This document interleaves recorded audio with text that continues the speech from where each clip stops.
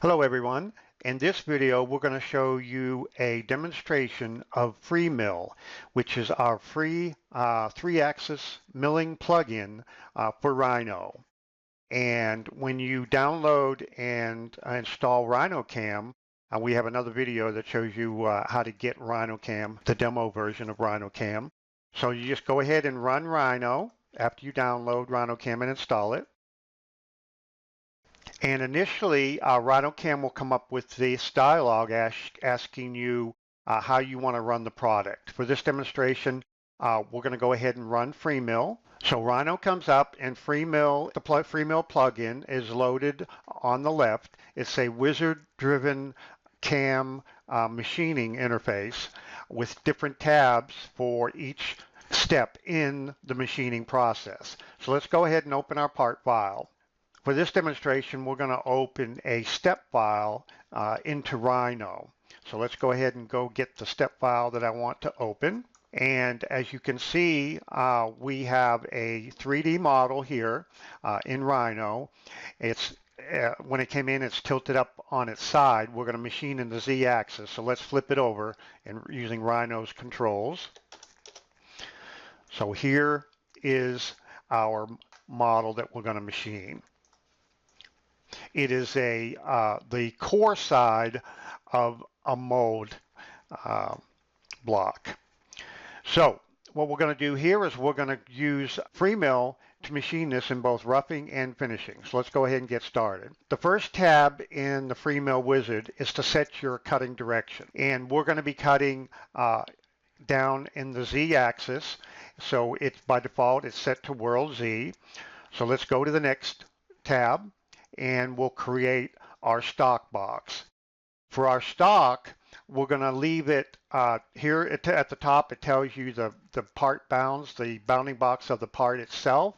So you need a minimum stock of that dimension. And we're going to add 1/8 of an inch to the Z-axis. Okay, so you see that it extended a little bit above the top of the part.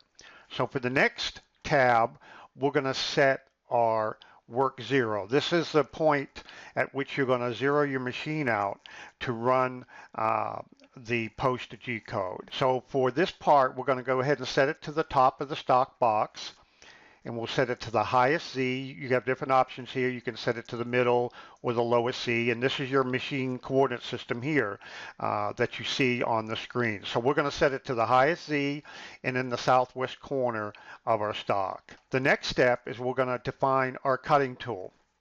Now I mentioned that we're going to rough and finish this part.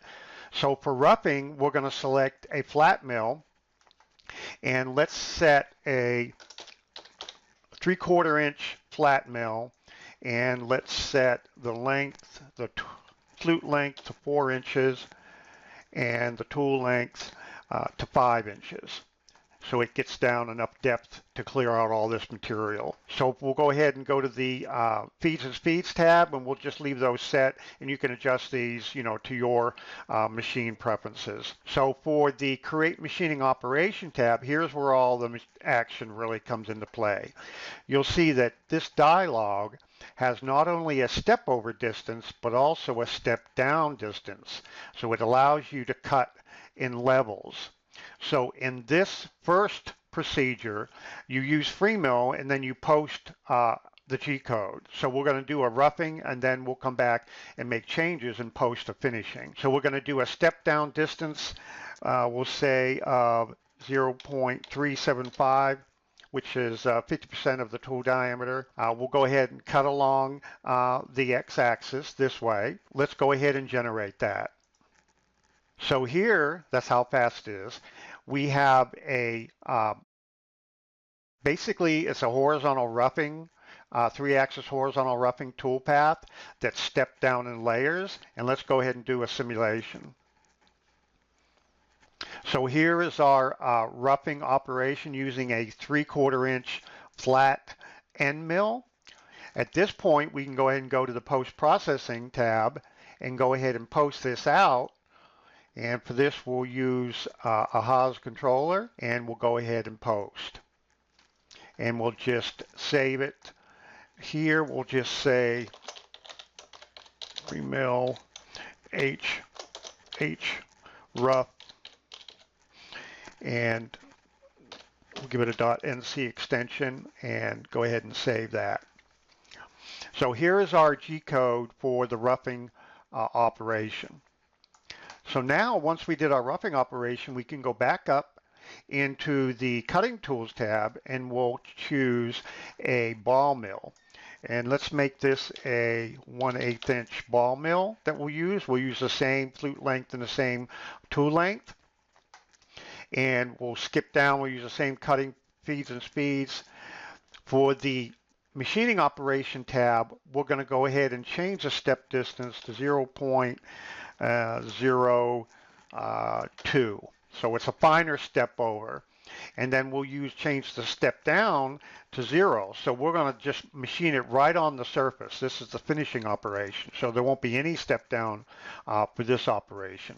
So let's go ahead and generate that. This may take a second to generate. No, that was pretty quick. So here is our nice 3-axis parallel finishing operation on this part. Let's go ahead and simulate it. Now, if you want to see your incremental simulation, you can just go to the toolpath display and you'll see that it got all the way over to this section already. And let's do the simulate tab.